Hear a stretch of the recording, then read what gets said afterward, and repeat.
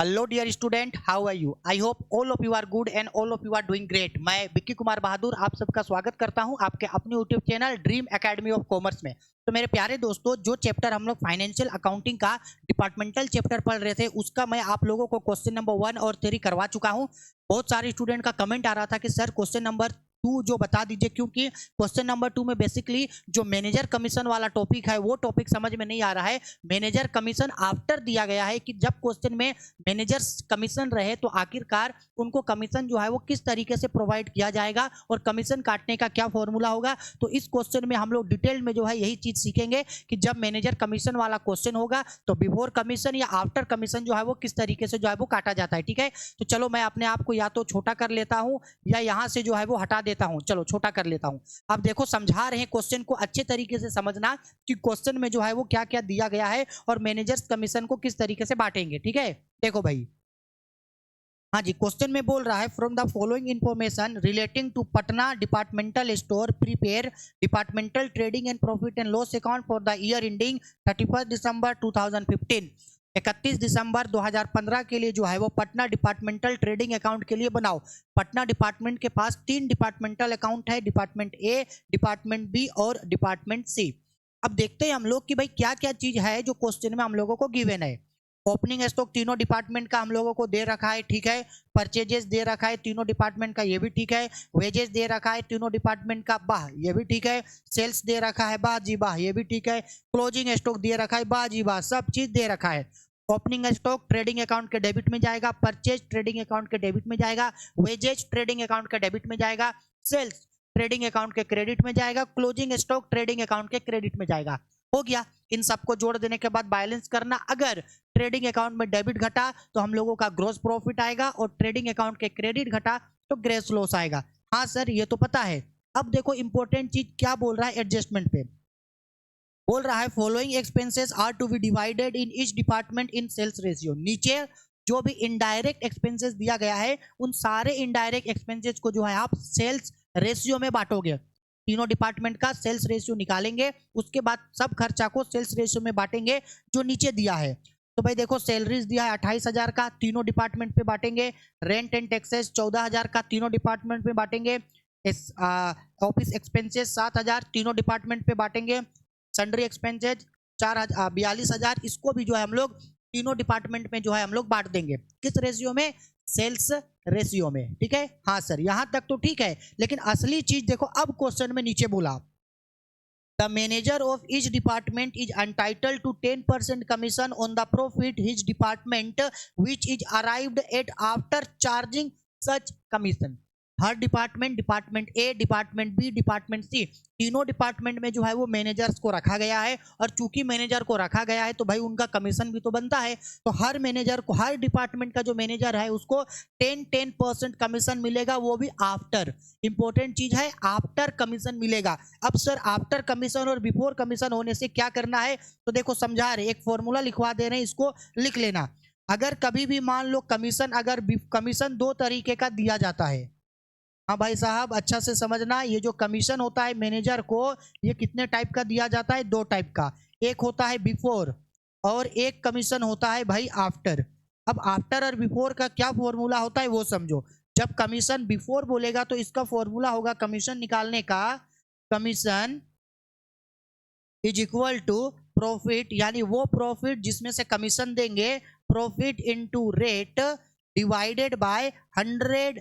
ये फॉर्मूला होता है बिफोर का। लेकिन अगर क्वेश्चन में आफ्टर बोलेगा तो इसमें कमीशन निकालने का फॉर्मूला मेरा बन जाएगा profit, profit into rate divided by 100 plus rate. आई मेरी बात समझ में? तो यहाँ बेसिकली जो हमको कमीशन दिया गया है वो आफ्टर कमीशन बोल रहा है। तो आफ्टर कमीशन के लिए ये फॉर्मूला लगेगा profit into rate divided by 100 plus rate. अब सपोज कर लो कि, मान लो, बस हम एज्यूम करने बोल रहे हैं कि डिपार्टमेंट ए का सपोज प्रॉफिट 28,000 है और रेट है 10%। तो 28,000 into 10 divided by 100 plus rate, यानी 100 प्लस 10 यानी कि 110।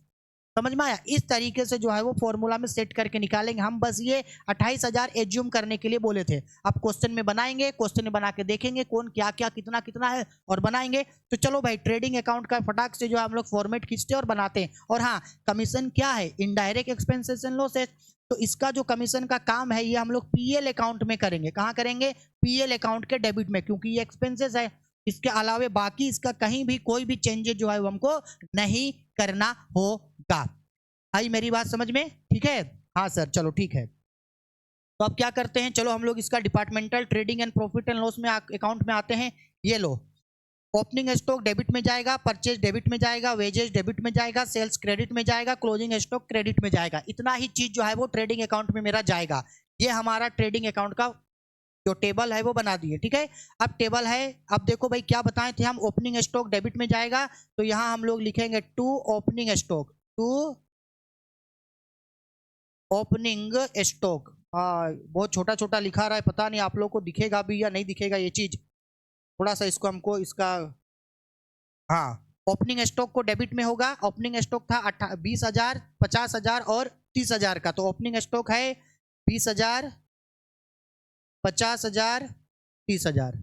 ओपनिंग स्टॉक डेबिट में देखो ना, क्वेश्चन में दिया गया है 20,000, 50,000, 30,000। परचेजेज 1,50,000, 1,60,000 और 1 लाख। परचेजेज 1,50,000, 1,60,000 और 1 लाख। ठीक है, तो परचेजेज को हम लोग डेबिट में दिखाएंगे। टू परचेजेज 1,50,000, 1,60,000 और ये हो गया हम लोगों का 1 लाख। इसके बाद वेजेस था, वेजेज को डेबिट में दिखाया जाता है, डायरेक्ट एक्सपेंसेस होता है वेजेज। आओ क्वेश्चन में देखते हैं। 10,170, 19,850 और है हम लोग का 10,130 रुपया। ठीक है, तो आओ वेजेज को दिखाते हैं। जो जो वेजेज है जितना जितना, एक मिनट, जो वेजेज जितना जितना है उसको दिखाते हैं उतना। चलो, टू वेजेज, वेजेज कितना कितना था भाई? 10,170 रुपया, 19,850 रुपया और ये 30,130 रुपया। इसके बाद क्रेडिट में हम लोग दिखाते हैं बाय सेल्स को। जो क्वेश्चन में दिया हुआ था मेरा, हम डायरेक्ट लिख दे रहे हैं। सेल्स था 2,50,000 रुपया, इसका सेल्स था मेरा 3 लाख रुपये का और इसका सेल था 1,50,000। इसके बाद क्रेडिट में लिखाता है क्लोजिंग स्टॉक, तो लिख दे रहे हैं हम लोग क्लोजिंग स्टॉक। ठीक, क्लोजिंग स्टॉक कितना कितना था? तो क्लोजिंग स्टॉक इसका था 40,000, इसका था 20,000 और इसका दिया हुआ है 50,000। हो गया सब चीज। जब सब चीज हो गया तो चलो इसको बैलेंस करते हैं। ठीक है, तो थोड़ा सा इसको नीचे आके इसको हम लोग यहाँ से कर देते हैं क्लोज, डबल अंडरलाइन से कर देंगे क्लोज। अब या तो डेबिट घटेगा या क्रेडिट, तो देखने से तो यही लग रहा है और जोड़ने से भी जो है वो क्रेडिट बैलेंस ज्यादा है। क्रेडिट ज्यादा है, इसका है 2,90,000, तो इसका भी डेबिट में होना चाहिए 2,90,000। इसका है 3,20,000, तो इसका भी होना चाहिए 3,20,000। इसके बाद इधर है इसका 2 लाख, तो इसका भी जो है वो डेबिट में कितना होना चाहिए? 2 लाख। अब बैलेंस करेंगे, डेबिट घटेगा तो मेरे लिए आएगा इधर टू ग्रॉस प्रॉफिट। ठीक है सर जी? हाँ सर जी। चलो, तो कितना रुपया डेबिट में घट रहा है? डेबिट में 1,09,830 रुपया घट रहा है। तो ग्रॉस प्रॉफिट यानी पूरा डेबिट को जोड़ करके 20,000, 1,50,000, 10,170 को जोड़ के 2,90,000 से घटा देना, तो 1,09,830 आएगा। वैसे ही बी का 50,000, 1,60,000, 19,850 को जोड़ के 3,20,000 से घटा देना, तो 90,150 रुपया आएगा। सेम सी का भी 30,000, 1 लाख और 10,130 को जोड़ना और 2 लाख से घटा देना, तो ये आएगा हमारा 59,870 रुपया। अब ये ग्रोस प्रॉफिट को नीचे पीएल में ट्रांसफर करेंगे, तो लिखेंगे हम लोग बाय ग्रोस प्रॉफिट। अब जो ग्रोस प्रॉफिट था उसको यहाँ पे ट्रांसफर कर दो, 1,09,830 रुपया, 90,150 रुपया और इसका 59,870 रुपया हो गया। इसके बाद जितना भी इनडायरेक्ट एक्सपेंसेस था सबको डेबिट में लिखना है। देखो, इनडायरेक्ट एक्सपेंसेस में भाई ये सैलरी था 28,000, rent and taxes 14,000, other expenses 7,000 और सन्ड्री एक्सपेंसेस 24,000, 42,000। और इन सभी को किस रेशियो में बांटने बोला था? Sales ratio. तो सेल्स रेशियो में बांटते हैं। तो चलो ना, सेल्स रेशियो बांटने से पहले क्या हम यहाँ उन सबको दिखा नहीं सकते हैं कि कौन कौन सा खर्चा है? हाँ दिखाओ। तो सैलरीज है तो लिख देते हैं, चलो टू सैलरीज, ठीक है। इसके बाद है रेंट एंड टैक्सेस, तो यहाँ लिखेंगे टू रेंट एंड टैक्सेस। इसके बाद मेरा क्या है भाई? ऑफिस एक्सपेंसेस, तो टू, अब अपने आप को यहाँ से हमको थोड़ा सा हटा लेने दो, नहीं तो ये दिखेगा नहीं।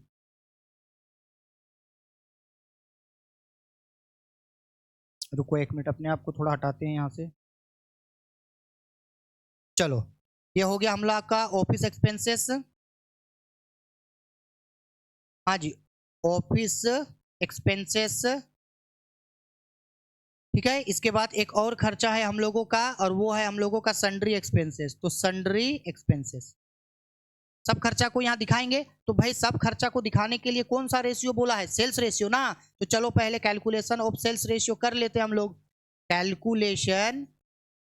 कैलकुलेशन ऑफ सेल्स रेशियो, क्योंकि सारे खर्चे को सेल्स रेशियो में बोला है, डिपार्टमेंट ए, डिपार्टमेंट बी और डिपार्टमेंट सी। तो चलो भाई इन सबका सेल्स रेशियो दिखाया जाए, कितना कितना है। तो देखो क्वेश्चन देखो, सेल्स इन लोगों का है 2,50,000, 3 लाख और 1,50,000। तो पहले आओ सेल्स को दिखाया जाए। जो सेल्स है वो वैल्यू पुट करो, कितना कितना सेल्स है भाई? सेल्स है 2,50,000 इच टू, इसका है 3 लाख और इसका है आपका 1,50,000। अब देखो भाई 40 कैंसिल हो जाएगा, तो ये आएगा 25 इच टू 30 इच टू 15। अब ये 5 से कट जाएगा, तो 5 पचे 25, 5 छक 30, 5 तिया 15, यानी 5 इच टू 6 इच टू 3। ये जो है इसका रेशियो है। अब सारे खर्चों को बांटना है। सारे खर्चा मतलब कौन कौन? देखो एक को बांट के दिखा दे रहे। हाँ, बांटना है सैलरीज। तो भाई सैलरीज जो था वो हम लोग का कितने का था? सैलरी हम लोगों का था 28,000 का। इस 28,000 को तीनों डिपार्टमेंट पे बांटना है, ए, बी और सी में। अच्छा, किस रेशियो में बांटना है? जो ऊपर रेशियो निकाले हैं, तो ये 28,000 को तीनों में, और सिर्फ 28,000 नहीं, सभी खर्चा को इसी तरीके का जो है हम लोग बांट करके दिखाएंगे, ठीक है। कितना होगा ये? 5/6, 3 9, 5/14, ये होगा 6/14 और ये हो जाएगा 3/14। तो जब काटेंगे इसको तो 14 दूनी 28, 2 बचे 10, ये इसको मिलेगा 10,000, इसको मिलेगा मेरा 12,000 और इसको मिलेगा 6,000। इसी तरीके से सिमिलर जितने भी एक्सपेंसेस एंड लॉसेस है, सारे एक्सपेंसेस एंड लॉस को वर्किंग नोट्स में काट के दिखाना, इसके बाद उसको अमाउंट पुट करना, एक एक करके आप निकालना। हम सबका ऑलरेडी निकाल के रखे, हम डायरेक्ट जो है अब उसका अमाउंट पोस्टिंग कर देंगे। बस याद रखना कि इस रेशियो में सारे अमाउंट को पोस्टिंग करके दिखाना है, ठीक है। चलो भाई, अब जो जो वैल्यू जितना जितना आया है उसको दिखाते हैं। तो जब उस रेशियो में जब सबको बांटेंगे तो हमारा ये जो सैलरीज है वो इसको मिलेगा 10,000 का, इसको मिलेगा 12,000 का और इसको मिलेगा 6,000 का। सिमिलर इसी तरीके का जब रेंट एंड टैक्सेस को बांटेंगे तो इसको मिलेगा हमको 5,000, इसको मिलेगा 6,000 और इसको मिलेगा 3,000। सिमिलर इसी तरीके से जो बाकी खर्चा है, जैसे कि ये जो ऑफिस एक्सपेंसेस था उसको बांटेंगे तो इसको मिलेगा भाई 2,500 रुपया, इसको मिलेगा 3,000 रुपया और इसको मिलेगा 1,500। सिमिलर इसी तरीके से सन्ड्री एक्सपेंसेस को बांटेंगे तो इसको मिलेगा 15,000, इसका है 18,000 और इसका खर्चा है मेरा 9,000। चलो सब चीज तो दिखा दिए, अब बारी है वो सैलरी का, क्योंकि मैनेजर को कमीशन देना है। तो अब आपको एक चीज का ध्यान रखना है कि भाई मैनेजर को कमीशन जो है वो किस टाइप का हम लोग मैनेजर को कमीशन दे सकते हैं। तो ध्यान से समझना, मैनेजर कमीशन देंगे तो यहाँ डेबिट में लिख रहे, चलो आओ, to manager commission, to manager commission. अच्छा, अब ध्यान ये रखना कि मैनेजर को जो कमीशन देना है वो मैनेजर को किस टाइप का कमीशन देंगे हम लोग। मैनेजर को जो कमीशन देना है वो कमीशन किस टाइप का देंगे? तो याद रखना, जो प्रॉफिट हुआ था उसमें से देखो, समझो जो हम अभी क्वेश्चन समझा रहे हैं, यहाँ देखो क्रेडिट बैलेंस, देखो इसका ग्रोस प्रॉफिट कितना हो रखा है, इतना इतना इतना। अब मैनेजर को कमीशन उसी प्रॉफिट से देंगे ना जो बचा हुआ है। हाँ सर बिल्कुल सही। तो बताओ ना मैनेजर, ये जो डिपार्टमेंट ए बी सी का ग्रोस प्रॉफिट कितना है? डिपार्टमेंट ए का ग्रोस प्रॉफिट है 1,09,830 और डिपार्टमेंट ए में क्या क्या खर्चा कर दिया? सैलरी 10,000 का दे दिया, रेंट 5,000 का दे दिया, ऑफिस एक्सपेंसेस 2,500 का दे दिया, सन्ड्री एक्सपेंसेस 15,000 का दे दिया। तो ये जो 1,09,830 में से जो भी खर्चा हुआ था उन सारे खर्चों को घटा दो, क्योंकि घटा देने के बाद जो पैसा बचेगा उस पैसे पे कमीशन पेड होगा। और ये मेरी बात समझ में, कमीशन उसी पैसे पे ना देंगे भाई जो बचा हुआ है। तो 1,09,830 में से जो भी खर्चा ए का हो गया है उसको घटा देना, उसके बाद जो बचा उस पे कमीशन देना। सेम ऐसा ही डिपार्टमेंट बी का भी यही करना, डिपार्टमेंट सी का भी वही करना। तो आओ सबका हम लोग एक साल जो है वो मैनेजर कमीशन कैलकुलेट करते हैं, ठीक है। तो चलो सबसे पहले बताओ, यहाँ लिखते हैं डिपार्टमेंट ए, यहाँ लिखते हैं डिपार्टमेंट बी और यहाँ लिखते हैं हम लोग डिपार्टमेंट सी। अच्छा एक बार हमको ये बताओ, डिपार्टमेंट ए का सबका हमको क्या दिखाना है भाई, ग्रोस प्रॉफिट। चलो तो फिर ग्रोस प्रॉफिट दिखाओ। तो डिपार्टमेंट ए का जो अभी अभी हम लोग ऊपर कैलकुलेट किए थे ना, ग्रोस प्रॉफिट कितना आया था, 1,09,830। डिपार्टमेंट बी का ग्रोस प्रॉफिट कितना था, 90,150 और डिपार्टमेंट सी का 59,870। अब इसमें से आप लेस कर दो सभी एक्सपेंसेस को, सब किसको घटा दो, जितना भी इनडायरेक्ट एक्सपेंसेस हुआ सबको घटा दो। अच्छा इनडायरेक्ट एक्सपेंसेस बोले तो क्या, यहाँ देखो डिपार्टमेंट ए का देखो सैलरी है 10,000, रेंट है 5,000, ऑफिस एक्सपेंसेस 2,500 और इसका सन्ड्री एक्सपेंसेस 15,000। इन सबको जोड़ के घटाना। बी का भी सब 12,000, 6,000, 3,000, 18,000 को जोड़ के घटाना। सी का 6,000, 3,000, 1,500 और 9,000 जोड़ करके घटाना। ठीक है, आ रही है बात समझ में। तो चलो तो फिर डिपार्टमेंट ए का जो है वो मेरा टोटल खर्चा कितना हुआ था, सबको जोड़े तो टोटल खर्चा इसका हुआ था, एक मिनट रुको थोड़ा सा मोबाइल लाते हैं ताकि जोड़ सके। एक मिनट एक मिनट।